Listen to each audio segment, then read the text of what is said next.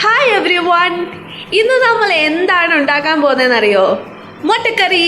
അത് നമുക്ക് തുടങ്ങിയാലോ? ആദ്യം നമുക്ക് ചട്ടിയിലേക്ക് എണ്ണ ഒഴിച്ചു കൊടുക്കാവേ.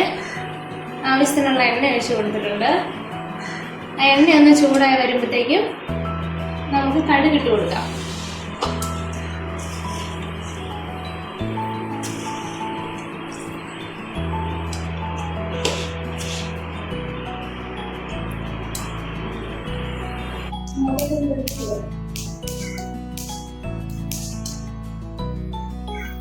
നമ്മുടെ കടുക് കൂട്ടന്മാരൊക്കെ പൊട്ടാൻ തുടങ്ങിയിട്ടുണ്ട്.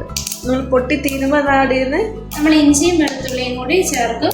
പിന്നെ സവാള പച്ചമുളകൊക്കെ ചേർത്ത് അങ്ങ് വഴറ്റിയെടുക്കും. കറിവേപ്പില ആ കൂട്ടത്തിൽ ചേർക്കുവേ.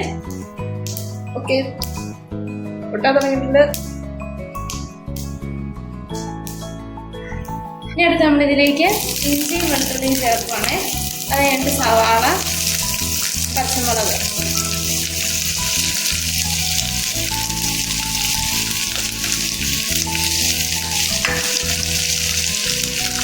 ഇതിലേക്ക് നമ്മൾ കരിവേപ്പിലയും ചേർത്ത് കൊടുക്കണേ. ഇനിയിപ്പോൾ ഇതിലേക്ക് വാടാനായിരിക്കും അല്ലേ? ഇനി നമുക്ക് നന്നായിട്ട് വാട്ടിയെടുക്കാം. ഇതിലേക്ക് ഒരു ഇച്ചിരി ഉപ്പും കൂടി നമുക്ക് ചേർത്ത് കൊടുക്കാം. ഉപ്പ് ചേർത്തിട്ടുണ്ടെങ്കിൽ പെട്ടെന്ന് വാടി വരുമോ? പെട്ടെന്ന് വാടി വരികയും ചെയ്യും. നമുക്ക് കറിക്ക് ആവശ്യമുള്ള ഉപ്പും കൂടി ആയിട്ടൊന്നും ഇടാം.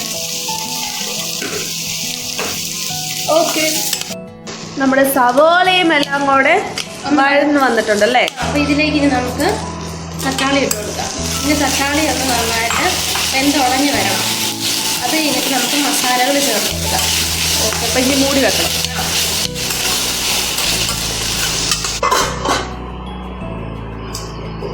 തക്കാളിയൊക്കെ വഴണ്ട് വന്നിട്ടുണ്ടെന്ന് തോന്നുന്നു. ആ, വന്നു അല്ലേ? വെന്തിട്ടുണ്ട്.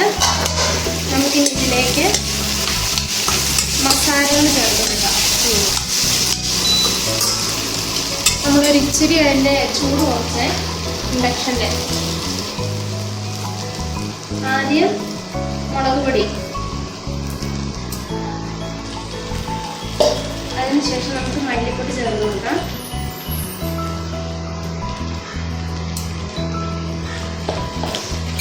പിന്നെ നമുക്ക് ചിക്കൻ മസാല ചേർത്ത് കൊടുക്കാം.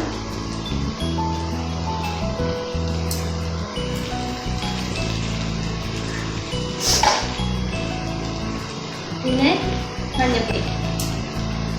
എന്നിട്ട് ഈ പൊടികളുടെയൊക്കെ പച്ചമണം മാറുന്ന വരെ നമുക്ക് ഇളക്കി കൊടുക്കാം.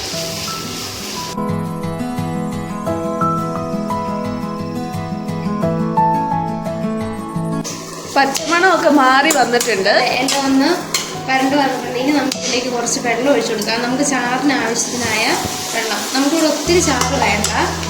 എന്നിട്ട് ഇതൊന്ന് തിളച്ച് വന്നു കഴിയുമ്പോൾ ഇതിൻ്റെ ഉപ്പൊക്കെ കറക്റ്റ് ആക്കിയിട്ട് നമുക്ക് മുട്ടയും കൂടി ഇട്ട് കൊടുത്ത് ഒന്ന് 2 തവണ അത്രേ ഉള്ളൂ കേട്ടോ.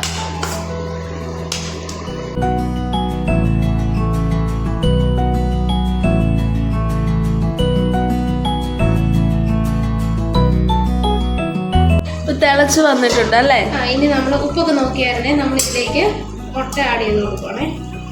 ഓക്കെ, മുട്ട ആഡ് ചെയ്ത് കൊടുത്തിട്ട് ഈ മസാലയിലൊക്കെ ഒന്നിട്ട് ഇളക്കിയിട്ട് ഒന്ന് റെഡിയാകാൻ വേണ്ടി ഒരു 2 സെക്കൻഡ് ഒന്ന് അടച്ചു വയ്ക്കാം. നമുക്ക് മുട്ടയിലേക്ക് ജസ്റ്റ് ഈ ഗ്രേവിയുടെ ഇതൊക്കെ പിടിക്കാനായിട്ട്.